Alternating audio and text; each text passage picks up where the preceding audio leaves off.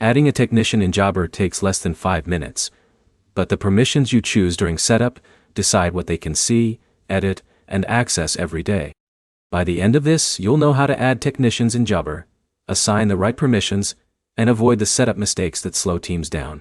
Here's the direct answer. To add a technician in Jobber, you go to Team Settings, create a new user, assign their role, and send the invite. Start on your Jobber dashboard. Click Way Settings, then go to Team Dine. This is where every employee, admin, and field worker gets managed. Click Exad Team Member. Now enter their basic details. That usually means name, email, and phone number. Use the technician's real email because Jobber sends the invite there, and they'll use it to log in. Next comes permissions. This part matters. Jobber lets you control what each technician can do.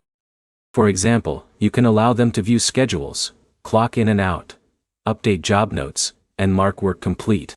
You can also block access to pricing, reports, or customer billing if you don't want field staff editing those.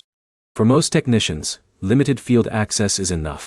For team leads, you might want broader permissions. Pick the role that matches the job. Then save it.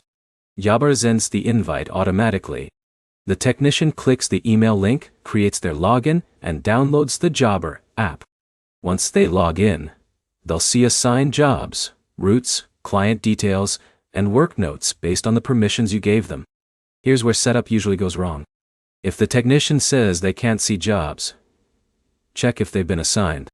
Adding a team member doesn't automatically assign work. Open the schedule and attach them to a visit.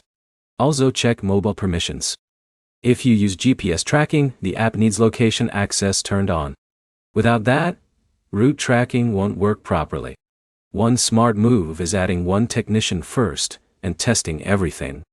Assign them a fake job. Check if they can see it, update it, and complete it. That catches permission mistakes before you onboard the full team. Quick recap. Go to Settings, open Team, add the technician, set permissions, and send the invite. Then assign them to a job and test their access. Your next step is simple. Add your next technician today and run one test visit before they hit the field. If this helped, like the video and subscribe for more Jobber tutorials and fixes.